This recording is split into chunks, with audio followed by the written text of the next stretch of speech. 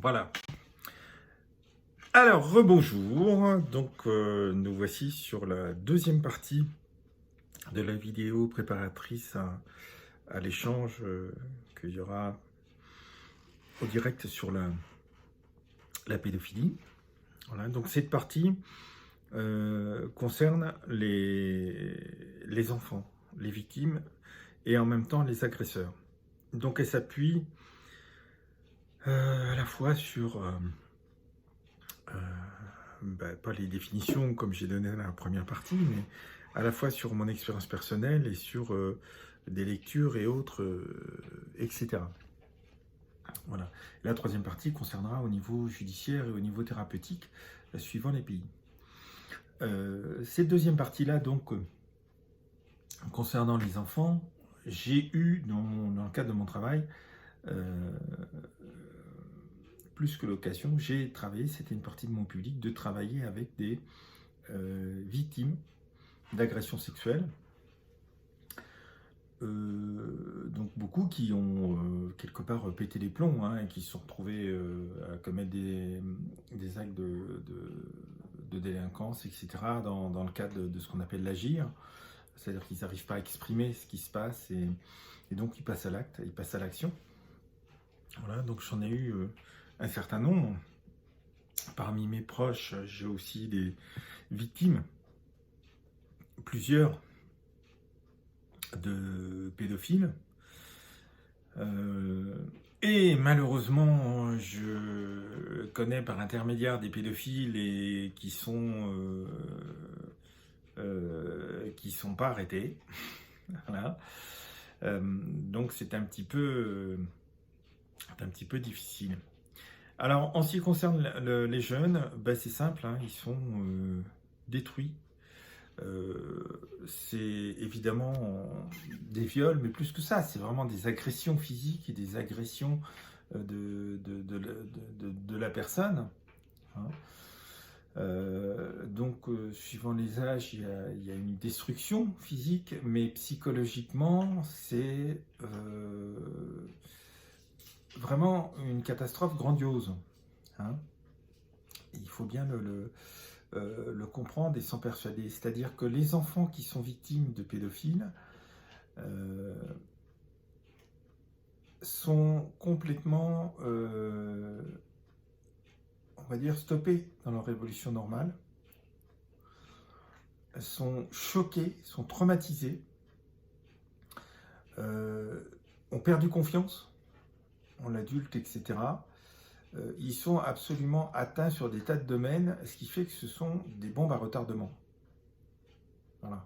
Des bombes à retardement dans la façon dont ils peuvent réagir, des bombes à retardement aussi, parce que ces jeunes, ces enfants vont grandir et voteront un jour, et des bombes à retardement dans le fait du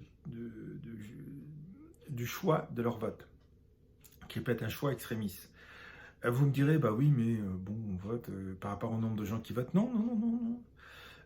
Les enfants agressés sexuellement, vous savez, c'est le film de Carl Zero, c'est 1 sur 5, c'est 20%. Et là, c'est pas une étude française, c'est une étude du Conseil de l'Europe. Donc voilà, on peut y accorder crédit, puisque les études françaises sont certainement pas faites, et si elles sont faites, on les trouve pas. Voilà. Donc c'est 20%. 20% des enfants, 20% d'une génération et 20% des adultes. Donc 20% de la population. 20% de la population, ça représente presque 13 millions en France. Donc vous comprenez bien que 13 millions, sur ces 13 millions par rapport au taux de natalité, on va dire qu'il y en a facilement 10 qui sont majeurs. Vous voyez bien que les victimes sont une puissance politique. Donc oui, si les victimes non soignées, non écoutées, qui n'ont pas obtenu justice, qui sont la très grande majorité, décident ou basculent psychologiquement vers des choses extrémistes, ça peut aller très mal. Donc c'est une réalité. On ne peut pas se permettre de négliger comme ça, y compris dans le vote 20% de la population. Voilà. Et peut-être plus d'ailleurs au niveau des votants. Donc effectivement, oui, c'est ce que j'essaie de vous faire comprendre, c'est que s'ils survivent, c'est toute leur vie qui est atteinte. Et il faut beaucoup de temps, des années de thérapie, d'écoute pour les conjoints, pour la famille, etc. C'est extrêmement difficile. Parce que pour remettre d'aplomb quelqu'un qui a été victime d'un pédophile, c'est vraiment une catastrophe. Alors quand on est dans la loi du silence qu'il y a en France, ça risque pas de s'arranger. Je ne sais pas où on va aller. Donc loi du silence, ceux qui ont vu le film 1 sur 5 de Carl Zero, ben, y compris à la brigade des mineurs. Il faut dire que depuis l'affaire d'Outreau, il y a eu, j'en reviendrai aussi dans la troisième partie, il y a eu une défiance systématique vis-à-vis du témoignage des enfants. Ce qui rajoute à la catastrophe, une deuxième catastrophe.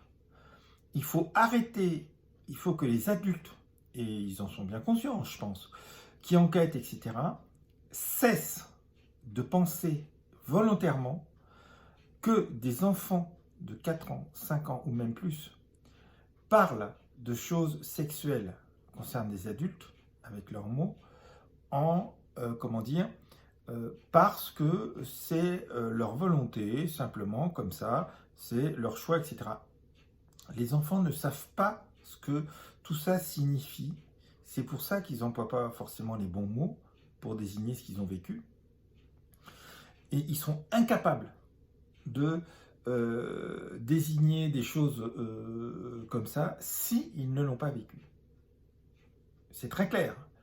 Donc l'affaire d'Outreau, avec l'intervention de Sarkozy et avec le fait qu'on a caché que, évidemment, c'était un réseau, parce que sur les 55 enfants qui ont été cités, alors bien sûr il y a eu des erreurs, mais il y en a 12 qui, médicalement et psychologiquement,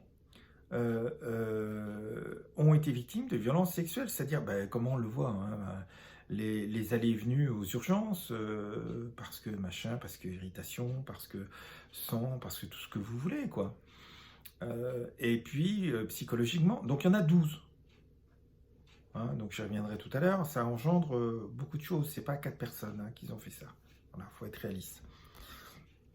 Et je le redirai tout à l'heure, je vous rappelle que sur les également 12 innocents à grand bruit de l'affaire d'Outreau, il y en a déjà 2, un couple qui a été condamné hein, pour détention, je crois, de cassis vidéo pédopornographique. Et le troisième, là, va passer, alors pas aux assises, on cherche à minimiser, en correctionnel, pour multiples agressions sexuelles sur sa fille. Mais à part ça, ils étaient très innocents. Alors je veux bien qu'il y ait des innocents dans les 12, ça c'est évident. Mais de là à ce qu'ils le soient tous, non. Alors là, je parle des accusés, hein, je ne parle pas des 12 enfants. Donc voilà, c'est un traumatisme, un choc, c'est parfaitement indescriptible. C'est-à-dire que quand vous travaillez avec des jeunes après, ils sont en miettes. Je ne vois pas l'intérêt d'avoir ça. Alors ils sont transformés en objets, hein, pour des malades, même s'ils ne sont pas reconnus comme ayant des troubles mentaux, ce sont des malades psychologiques, c'est pour ça qu'ils sont accessibles, encore une fois, à la justice. Et dans quel but? Voilà, c'est vraiment, on nage en plein délire. Au niveau des pédophiles, alors il faut savoir qu'au niveau des victimes, c'est une violence inouïe. Hein. Un enfant, vous le violez, c'est une violence inouïe, parce que sexuellement, il est pas prêt, c'est pas son désir, c'est un viol et en plus une destruction du corps. Une destruction psychologique, et lui, en plus, il fait confiance aux adultes, il ne sait pas ce qui lui arrive. Donc, il y a une destruction intérieure, non seulement du corps, mais intérieure, psychologique, qui est inimaginable. Inimaginable. Au niveau des pédocriminels, des pédophiles, j'ai effectivement travaillé, j'ai commencé à travailler avec eux à partir de la fin du XXe siècle. Donc ça fait un bout de temps pour vous dire, fin des années 90 si vous voulez. Et il n'y a pas de différence avec les adultes. C'est-à-dire que il faut comprendre une bonne fois pour toutes que la pédophilie apparaît à la puberté. C'est pas une question d'être célibataire, etc. La pédophilie apparaît à la puberté. Si ça n'apparaît pas à la puberté, ça n'apparaîtra jamais. La pédophilie primaire. La pédophilie secondaire, c'est quand les gens ont choisi de vivre tout un tas de paraphilies, c'est-à-dire de déviance, et un certain nombre essayent aussi la pédophilie. Mais ce n'est pas des pédophiles dans l'âme, c'est-à-dire qu'ils vont détruire toutes sortes de gens, des enfants, des adultes, etc. Hein, ce sont des déviants qui sont extrêmement dangereux. Et voilà. Et donc ça, c'est ce qu'on appelle la pédophilie secondaire. C'est parce qu'ils sont déviants, ils essayent tout. Et ils sont rares à ce moment-là à devenir que pédophiles. C'est-à-dire qu'ils essayent tout un tas de choses, tout un tas de paraphilies, tout le temps. Hein, c'est rare les pédophiles secondaires qui sont que pédophiles. Donc ils sont vraiment différents des vrais pédophiles, ce qu'on appelle les pédophiles primaires, où eux, la pédophilie apparaît à la puberté. Voilà. Les pédophiles secondaires, alors ça reste des pédophiles, mais on pourrait aussi leur donner tout un tas de noms, c'est-à-dire que ils sont déviants sur tout un tas de choses, sexuellement, et ils s'attaquent pas qu'à des enfants. Voilà, c'est pas, ils ont tout un tas de pratiques sexuelles. Point final, et la pédophilie en fait partie. Voilà.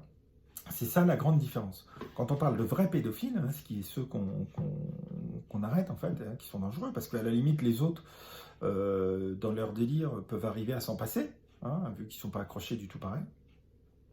Quand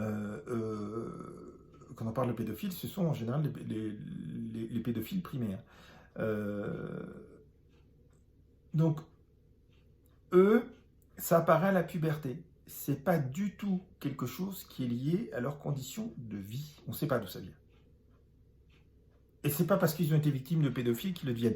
Alors ça c'est un leurre, c'est pour discréditer les victimes encore. C'est un leurre complet, hein. C'est-à-dire que les victimes de pédophiles qui deviennent pédophiles, c'est 0, quelque chose %, parce que c'est la même proportion que les pédophiles dans la société, c'est tout. Donc, dans les victimes, vous en retrouvez. Ça s'arrête là. Voilà. C'est pas forcément, c'est pas du tout parce qu'ils ont été violés qui vont devenir pédophiles. Pas du tout. Par ailleurs, il faut bien comprendre que le fait que la pédophilie apparaisse à la puberté, ça explique parfaitement pourquoi ce n'est pas lié à la façon dont on vit. C'est-à-dire, c'est pas lié au célibat ni tout ça. En France, les prêtres sont des boucs émissaires, c'est-à-dire que c'est ceux qu'on vise en premier pour la pédophilie. C'est très bien. L'Église fait le tri et tout, il n'y a pas de problème. Elle donne l'exemple. Il n'y a plus que les autres administrations qu'on suivre. Et là, on en est loin. Et il y a tous les autres. Parce que les célibataires ne représentent que moins d'1% des pédophiles. On va prendre des statistiques, pas françaises parce qu'on n'a pas, mais de pays industrialisés, hein, qui correspondent tout à fait. Donc, moi j'ai celle du Canada. Ça ne bouge pas tellement, hein, ça ne bouge quasiment pas. 97% des pédophiles sont des hommes mariés et pères de famille. 97%. D'accord ? Parce qu'ils plongent dans l'anonymat, il ne faut pas qu'ils attirent l'attention. Et autre aspect, ça va être cru, mais c'est aussi la vérité, c'est parce qu'ils ont la viande fraîche sur place. Mais ça ne leur suffit pas. Un pédophile, il fait des dizaines, des centaines de victimes. Tous. Puis leurs enfants grandissent. Ils partent. Bon, ils ne vont pas s'arrêter pour autant. Je ne sais pas si je vous avais parlé c'est un homme qui est mort, il y a des années maintenant, et dans son village, on savait qu'il était pédophile, et ma mère qui ne comprenait pas, enfin bon, ça c'est les allées à la justice, surtout il y a quelques dizaines d'années, qu'il soit encore en liberté. Et il a fait entre autres, il a eu au moins un enfant ou deux avec une de ses filles, etc. Elle l'a vu, cette personne n'avait pas de voiture et ne savait pas conduire. Elle l'a vu une fois en vélo à 30 km de chez nous. Est-ce que vous imaginez le nombre de victimes qu'il a fait? Les kilomètres en vélo ne l'arrêtaient pas. Hein. Mais du coup, même dans un rayon de 30 km, hein, est-ce que vous imaginez le nombre de victimes qu'il a pu faire? C'est du délire en plus en vélo comme ça. Donc on nage en plein délire. Hein, c'est vraiment... Ils sont hallucinants. Et ça les prend à la puberté. Ils ne cessent jamais d'être persécutés par ces pulsions. Voilà. Donc dans la troisième partie, je vous expliquerai comment certains pays traitent tout ça, et c'est très bien, et comment d'autres font rien, quasiment comme en France. Voilà. Donc les 97% sont des hommes mariés, pères de famille. Un peu plus d'1% sont des femmes. Alors on est en dessous de la réalité hein, pour les femmes. Parce que nous sommes dans un pays latin qui veut que quand un garçon fait l'amour, il devient un homme. Donc beaucoup de garçons... je dis beaucoup parce qu'on estime que c'est loin de la moitié qui portent plainte contre leur mère, leur tante, etc., ou leur cousine qui les violent. Hein. Donc voilà, ou leur sœur. J'ai connu un cas, c'était sa grande sœur. Donc vous voyez, mais il y a un peu plus d'1% de femmes. Donc un peu plus de 97%, un peu plus d'1%, on arrive à un peu plus de 99%. Ben, ça fait moins de 1% de célibataires. Parce que quand on considère femmes, c'est pareil, mariées, hein, elles sont toutes mariées. Célibataires. Et dedans, il y a quelques prêtres. Alors, il s'agit de les arrêter. Hein, mais c'est 0,0 quelques pourcents des pédophiles. Qu'est-ce qu'on fait des plus de 99% d'autres, avec les centaines de milliers de victimes que ça représente? Parce que c'est par centaines de milliers. Je vous rappelle, 1 sur 5. 13 millions en France au total. Hein donc, qu'est-ce qu'on en fait? Il faut bien comprendre que ces prêtres, ils étaient pédophiles bien avant de devenir prêtres. Ils étaient pédophiles dès leur puberté, comme les autres. Et à l'époque, parce qu'évidemment, il y en a de moins en moins qui choisissent la prêtrise, ils ont choisi prêtre parce que beaucoup... l'Église catholique avait beaucoup d'écoles, ce qui est le cas, mais il y avait beaucoup de religieux qui y travaillaient en tant qu'enseignants, etc. Machin. Donc, beaucoup de prêtres. Ce qui n'est plus le cas maintenant. Maintenant, la prêtrise, il faut vraiment avoir la motivation. Et la plupart du temps, vous n'allez quasiment pas travailler avec les jeunes. Ce sont souvent des mamans, des mères de famille qui font le caté, etc.